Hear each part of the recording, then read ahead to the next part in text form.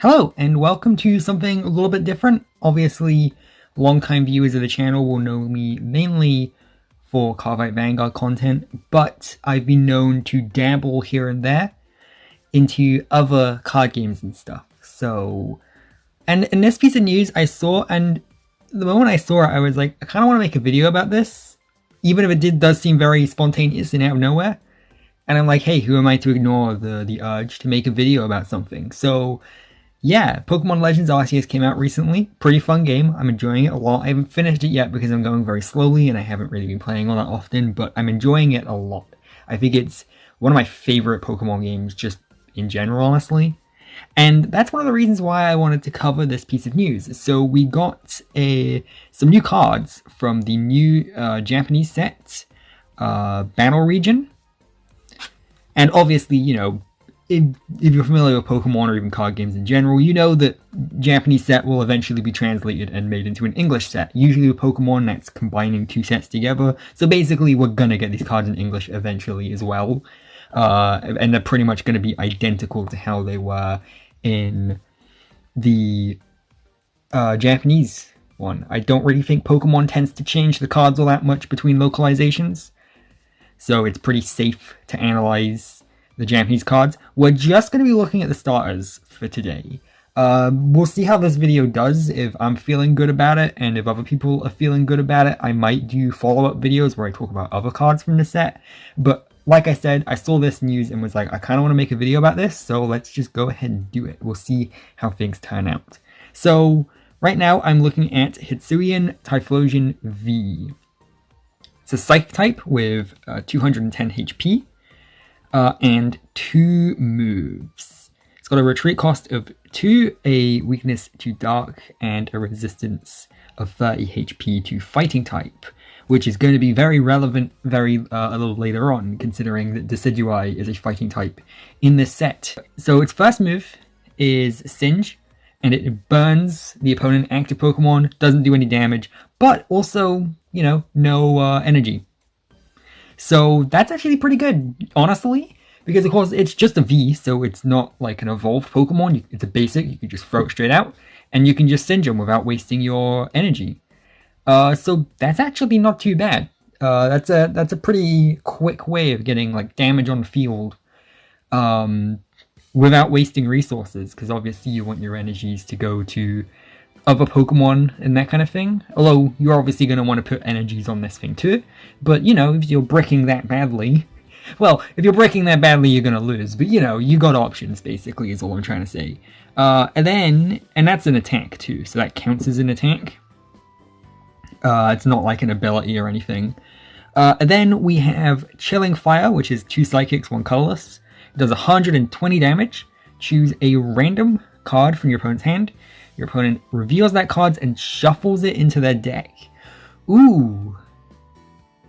I feel like free is expensive, like free energy. By the way, like this is also like a reaction video, quote unquote. Like I've seen the artwork for a few minutes, but this is my first time like reading what they do. Yeah, free energy is quite expensive, but the shuffling an opponent's card back into their deck is pretty good. Well, I don't know if it's good necessarily. You know, like how much is it really going to swing a game if you're just getting them to shuffle a basic energy back into their deck, right? That's not really going to be too heartbreaking for them. But, oh, if you're like making them shuffle like a V-Star or something, like something they can't easily search for, back into their deck, that could throw them off. So I feel like free energy is fairly expensive.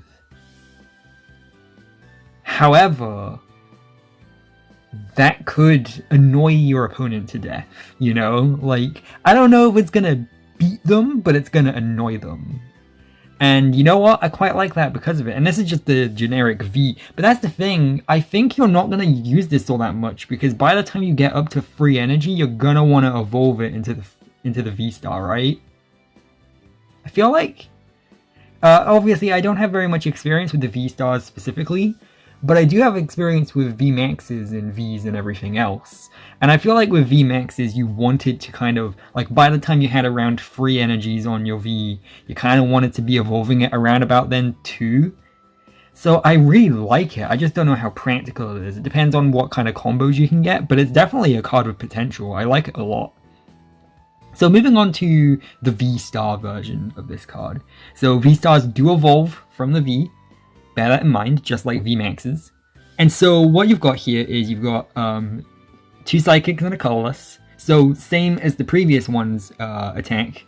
So if you've got the previous one set up, you've also got this one set up as well. Which is why I say that you should probably be evolving it by the time you have that third energy on there anyway. This does 180. And also allows you to put 3 damage counters onto your opponent's bench in any way you like. That's pretty solid. That's not too bad. Again, I feel like 180 is still pretty low for an evolution of V-Star, you know, and 3 energies. Like, that's still kind of low. But you know, it can get some stuff done. Again, I feel like if this didn't have the damage counters on the bench, then this move would suck.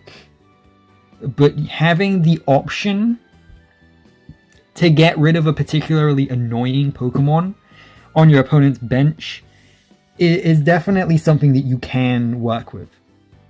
Granted, it's only 3 damage counters, so that's a maximum of 30 damage.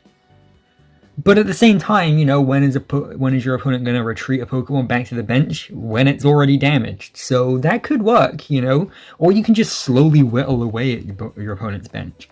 So that effect on its own makes this an okay card. But then, of course, we also have the V-Star. To sum up for anyone who doesn't know, a V-Star move, I believe, is a move you can use 1 time per game. You get given like a V-Star counter, similar to the Tag Team GX counters, and then like it starts like face up, and then when you use 1 V-Star move, it kind of flips it upside down, which prevents you from using another one. So let's see what this does. It's 1 energy, which is pretty cheap, but of course you can only use it once per game. If your opponent's active Pokemon has exactly 4 damage counters on it, it is now mocked out. Alright, interesting. So that definitely recontextualizes this card quite a lot. Because of the other move, the synergy with the other move. So you put 3 damage counters on your opponent's bench. So first turn, you're putting all 3 on 1 Pokemon. Next turn, you're putting 1 on that same Pokemon. And then you're maybe boss's ordering it to get it back out to the active slot. And now that it has exactly 4 damage counters on it, you can just knock it out. Alright, you know what? That might be good. Instant KO is good. Instant KO is very good. You get 1 per game, but every game you're going to have that 1 Pokemon on your opponent's team that's like fucking standing in your way. Like the thing is, because you're specifically targeting your bench again, obviously for the V-Star move itself, it only targets the active Pokemon. But because the other move is targeting your bench, or your opponent's bench, that means you could potentially be knocking this thing out before it's set up. So if your opponent has like another, let's say a V-Star or whatever, and it's not set up, or a V, or just something particularly powerful that isn't up and running yet, you kind of can keep chipping away at it those first couple turns, and then boss's order switch it out, and then instant knock it out. Which, I mean, that seems pretty good. I mean, that's the thing, is it feels very high risk, high reward, because that's 3 turns minimum. Because first turn, you know, all 3 damage counters on it. Second turn, you put 1 of the 3 damage counters on it, and then put the 2 anywhere else. And then you got a boss's order switch it out, and then you got to use the V-Star. So your opponent has plenty of times to, like, opportunities to negate it. Maybe they could do a risky move and just not throw out another Pokemon on their bench so that you're forced to. I mean, it says however you like, but I feel like you have to still place all 3 damage counters down, right? I don't know. I probably should have looked that up. I don't know. That wording's risky, but like, I guess the point I'm trying to make regardless is there are opportunities for your opponent to negate it because it takes 3 turns to do. But the instant KO is good, so it's a high risk, high reward. I guess it would depend on what support cards you had. But you would definitely need to switch out your opponent's bench, because let's face it, you're using its other move, Spooky Flame, to get it to where you need it, because the exactly 4 damage counters is tricky wording. Your opponent can find plenty of ways to either heal themselves, damage themselves, that kind of thing, in order to kind of avoid that. So again, it's so specific, but it could be a game winner, which I guess is the point of V-Star moves, huh? Alright, let's go over to the next one. So this is Hisuian Decidueye V. So for 1 energy, you get Deck Hunt. You can search your deck for any 2 cards, put them in your hand, and shuffle your deck. Okay, this card's good. Granted, it's a fighting type energy, but that's so good. A deck search for anything for 1 energy is good. 2 cards, for any 2 cards you need. I mean, let's face it, I haven't even read the V-Star yet, but you can already deck search for the V-Star. Boom, you're set up. Maybe get an energy if you're bricking, maybe get a specific trainer card, maybe get like a boss's orders, you know, like that's good. I don't even care what the other attack is. I get the feeling this might be one of those cards where it doesn't even matter what the other attack is. I'm not even looking at what the other attack is right now. I don't think the other attack's getting used. Deck Hunt is so good. Like, deck search for 2 cards? For 1 energy? Like, again, granted, it has to be a fighting energy, but that's the thing. If that wasn't a fighting energy, if that was a colorless energy, this card would be banned already, before it's even out. Because I feel like that's too good. Now, again, I don't have necessarily a frame of reference. I haven't been keeping too caught up. If I make these kinds of videos more regularly, I do promise to do more research than this. But I played a few games like a year or so ago, and I don't remember seeing any cards that deck searched that effectively. Because remember, this is a basic Pokemon too. If you're going second on your first turn, just throw Decidueye V out on your active spot. Energy, Deck Hunt, you're set up. That's it. That's all you need. Like, it's the anti-brick card. Deck search for any 2 cards. That's crazy good. Like, Quick Ball is one of the best cards in the game, if not the best card in the game, and it only lets you deck search for 1 basic Pokemon. This lets you search for anything twice. And also, remember, early game deck searching is perfect, right? At the beginning of a Pokemon game, you really want to deck search because it gives you an excuse to figure out what the prize cards are. So if you're going second on your first turn, deck search, it's over. You already know what your prize cards are. And you can formulate a strategy around that. That's just too good.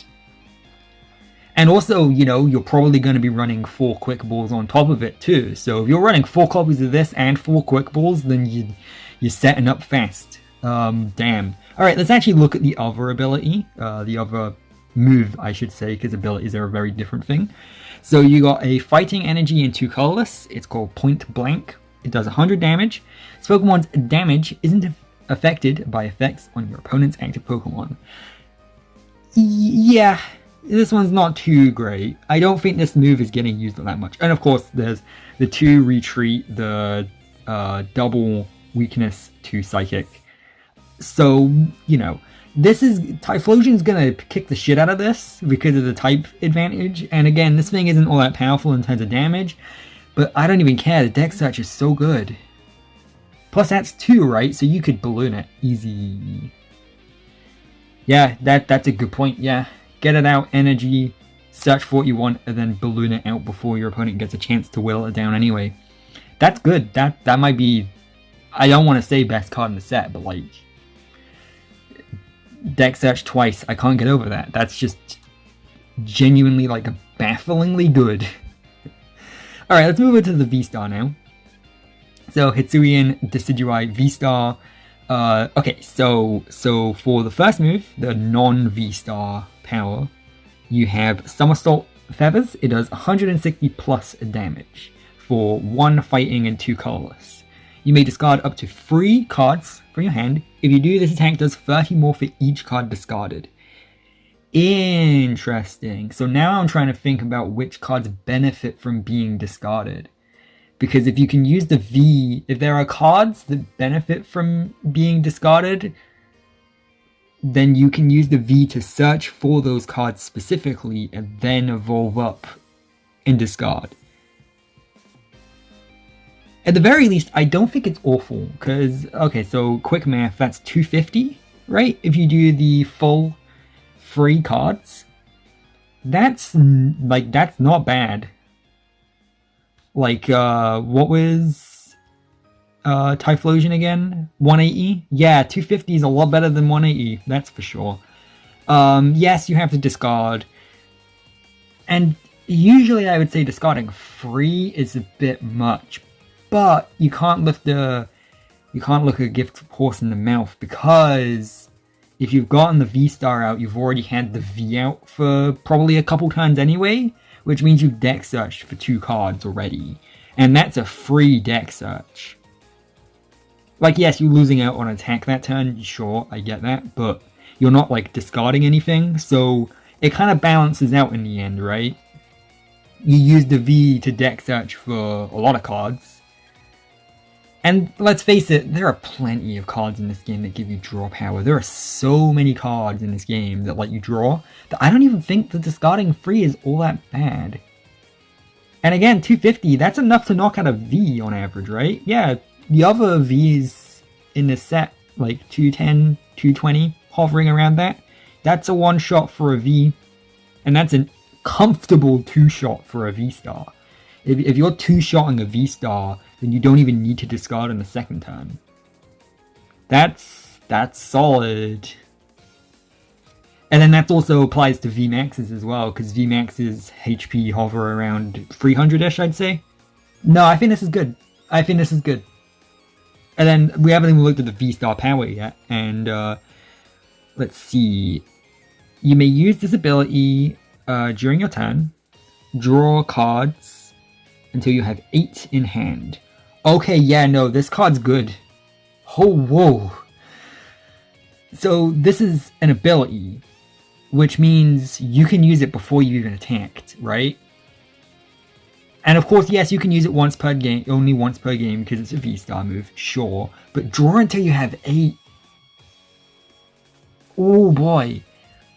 So, in an efficient engine, this is good, because effectively, you know, you're using the V to search, like, you know, to search for the 2 cards you want to get this set up. Then you get this out on the field. And then you're using up all the cards in your hand, basically, so you want to have a preference for items rather than trainers, I'd say. And then you use up your hand, you get all the energies on the field, etc, etc. And then you use this power, you draw 8. And then you use it to move immediately afterwards, discard 3 of the 8.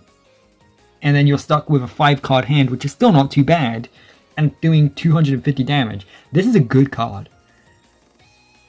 This is just a good card. This is like crazy good. Forget every good thing I said about Typhlosion a second ago. This is good.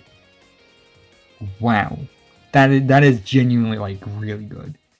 Let's go over to Samurott now. So we got Hisuian Samurott V. So this one's a dark type. It's got a weakness to grass, same old to retreat and everything. So let's see. For 1 darkness energy, you get knockoff. Discard up to 2 Pokemon tools attached to your opponent's Pokemon. Alright, interesting. How useful is that? Now, don't get me wrong, I understand the importance of tools. Feels a little situational to me. Now, granted, that's 1 energy, so that's good. You know, other stats are nice. You know, you got the 220 HP and everything. It does have to be a dark energy, which means you can't just kind of throw it in any deck you want. I was going to say, if that was a colorless energy and you could just kind of throw this as a vanilla in any deck, quick ball for it, throw it out, knock off to get rid of a particularly annoying tool, that could be nice. But the fact that it specifically has to be dark means you kind of have to plan around it a bit more. And up to 2, okay, you know, that's good. So you can get rid of like one on their active and one on their bench, I guess. That's pretty good. I don't know how amazing that is though. Maybe there's like a really good tool that everyone's using that I can't think of off the top of my head. But like, you know, it's definitely useful, but as a boss unit for your deck, I don't know how amazing that is. However, we've got Shadow Slash, which does 180 for free darkness energy. So again, no colorlesses here. And you discard an energy from the Pokemon to activate it. So, or after you've activated it, I guess. So, 180 is good. 180 is a really solid number for a V. That seems like around about what you want. The discard of the energy, it's not great, don't love it. However, you can definitely live without it, right? You know, you can super easily fishing rod those energies back into your deck again. So that's not too big a deal. And there's plenty of options for getting energies on the field in general nowadays. So that's not like too much, like, you know, 180 free energy, discard one of those energy. I can live with it. I think this card's pretty decent. Again, it depends. I think it's situational. It really does depend on whether or not your opponent relies heavily on tools. Now, what I do like about that is it is only 1 energy, so again, early game when your opponent's mainly focused on setting up, you can kind of slow down that setup by getting rid of their tools before they're even ready to attack. That's pretty decent. I just don't know how often you're going to use it and how often it's going to swing a game in your favor. But it is nice to have, and I guess, you know, like, the attack is solid enough that it might be worth running, you know? I guess it's going to depend on the V-Star, honestly, but it's so-so, you know? It's alright. So let's look at the V-Star before this video gets 5 hours long. So, Hisuian Samurott VSTAR. So, the normal move for 2 darkness energies is Merciless Blade. It does 110 plus damage. If your opponent's active Pokemon has already got damage counters on it, this does 110 more damage. Okay! Wow, 220 for 2 energies. Alright, fuck that other move. Fuck the 180. The 180 is useless to us now. 220. Oh boy, 220 is enough to 2-shot a V-Star. And plus, it's running on the assumption that it's already got damage. What does the Bidoof do? Remember there's like a card where you, like, if you put Bidoof on your bench, you can put a damage counter on your opponent, right? I don't know if that works. I should look it up. There'll be some editing text correcting me. But I don't know if that works only on the bench, or if that only works, or if you can use it on your opponent's active. Because with this card in your deck, if this is your boss unit, you might want to run 4 copies of that Bidoof. It's not a Bidoof, it's a Zigzagoon. Whatever, keeping it in. Yeah, Zigzagoon, there we go. I'm in Gen 4 mode because of Legends Arceus, that's what it is. Yeah, 220. I mean, that's the thing is, yes, there's going to be some situations where it only does the 110. But 110 for 2 energy isn't that bad, actually. I'll take 110 for 2 energy.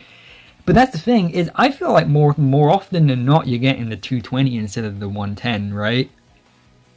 And 220 for 2 darkness energies? That's kind of insane. So, as the V-Star power, you've got it's an ability just like Decidueye, meaning you can probably use it immediately before you even attack, which is great. Of course, you only use it once per turn, but you know.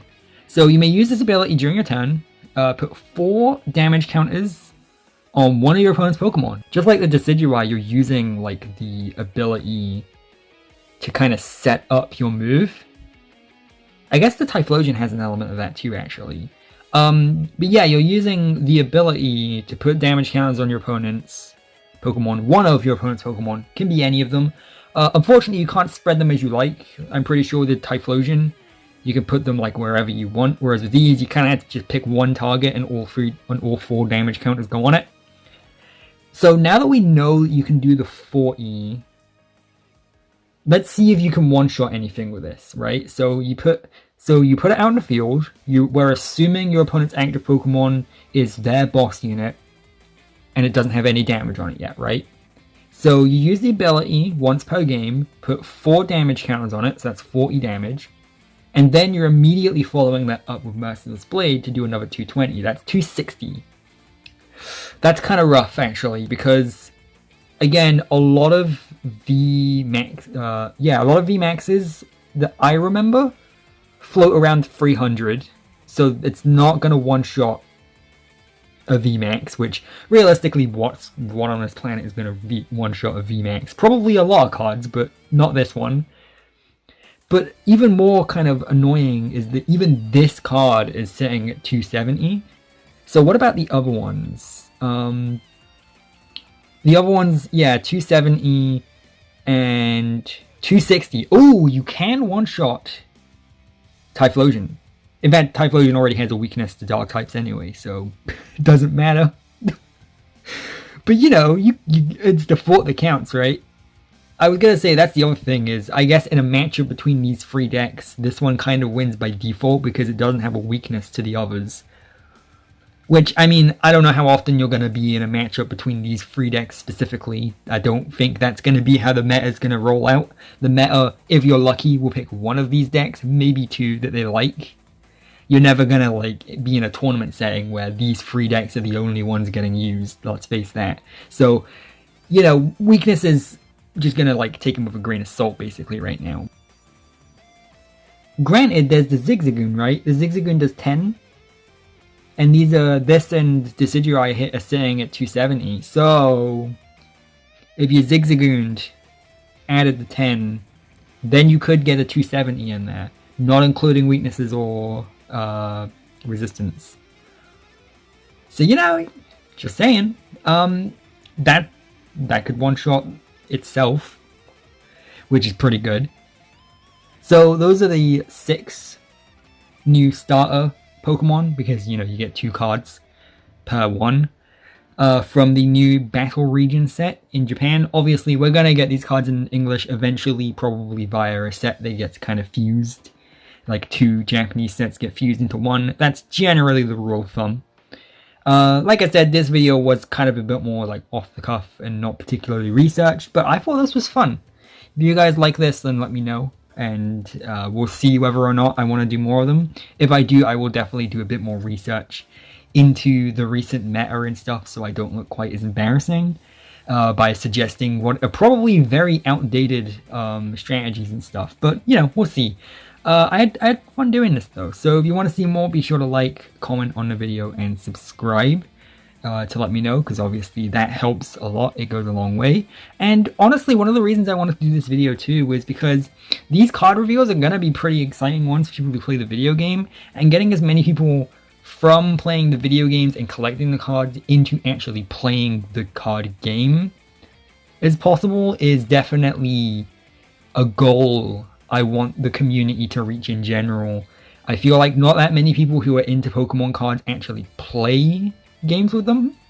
And so by, you know, showing the new exciting cards that even casual people are going to love, because, you know, they're the starters. The starters are always popular.